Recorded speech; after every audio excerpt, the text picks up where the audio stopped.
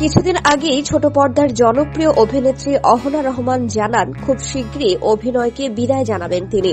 অভিনয় ছাড়ার কারণ খোলাসা না করলেও এরপরই ওমরা পালন করতে দেখা মেলে এই অভিনেত্রীকে। সম্প্রতি ওমরা পালন শেষে দেশে ফিরেছেন তিনি। এরপর একটি অ্যাওয়ার্ড অনুষ্ঠানে হাজির হন, যেখানে সাংবাদিকদের মুখোমুখি হয়ে বিভিন্ন প্রশ্নের জবাব দেন।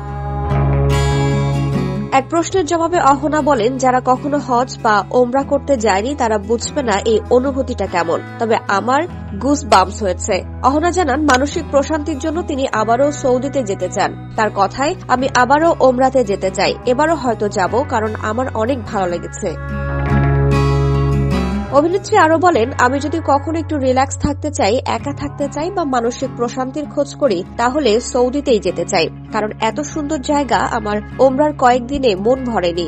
এর আগে গত মাসে ফেসবুকে ওমরা পালনের ছবি পোস্ট করেন অহনা রহমান। এতে দেখা যায় কাবা ঘরের সামনে দাঁড়িয়ে আছেন তিনি। এরপর দীর্ঘ এক স্ট্যাটাসে তিনি লেখেন, আমার প্রিয় 2024 সাল, তুমি আমাকে এই বছরের শুরুতে অনেক কিছু দিয়েছ, আবার অনেক কিছু কেড়েও নিয়েছ,